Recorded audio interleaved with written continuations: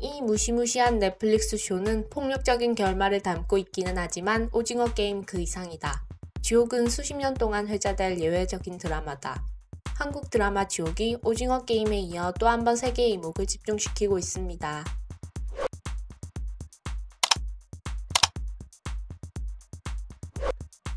온라인 컨텐츠 서비스 순위 집계 사이트 플릭스페트롤에 따르면 지난 19일 공개한 연상호 감독의 지옥은 하루 만에 넷플릭스 탑 TV쇼 부문 1위에 올랐습니다.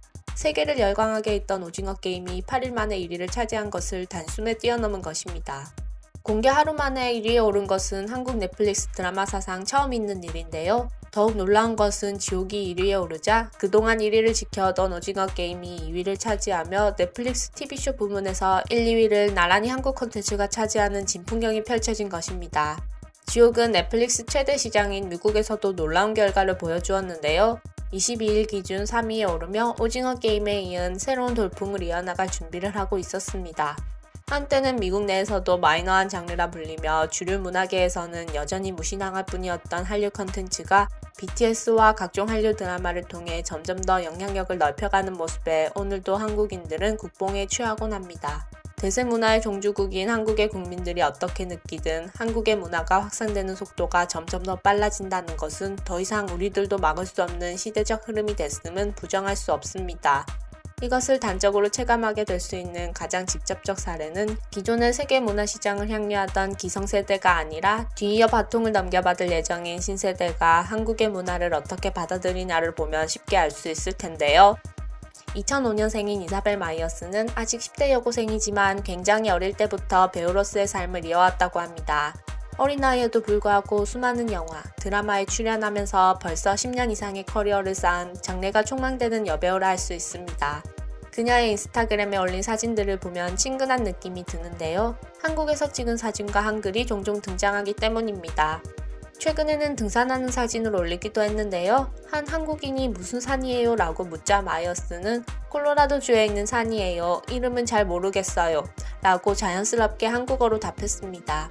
마이어스는 한국 여행도 자주 한 것으로 보이는데요. 호떡을 먹는 모습이 영락없이 한국인입니다. 한 누리꾼이 언제 다시 올 거냐고 묻자 마이어스는 언젠간 다시 갈 거예요 라고 답했습니다.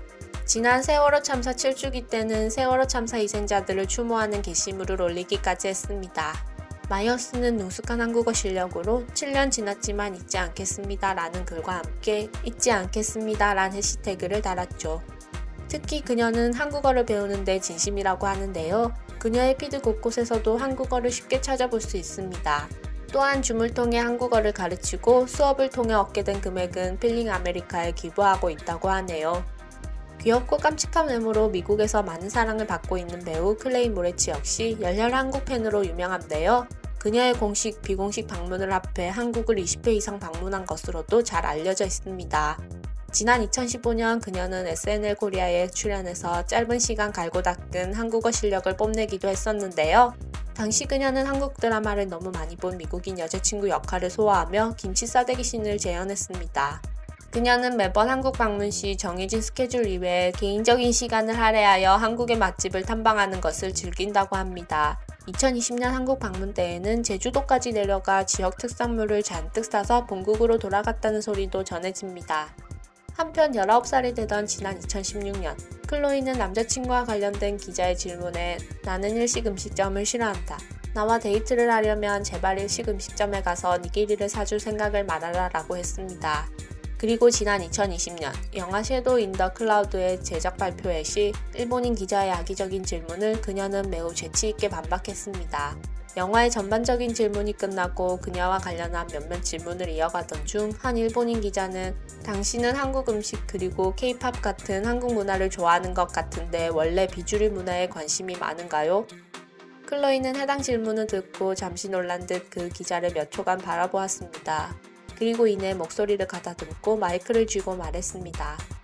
일단 저는 질문하신 기자님께 비주류라는 단어를 사용한 데에서 적절하지 않은 단어 선택이라고 생각합니다. 저는 이제까지 어떤 문화가 다른 문화에 비해 비주류이거나 열등하다고 배운 적이 없으며 개인적으로도 그렇게 생각하지 않습니다.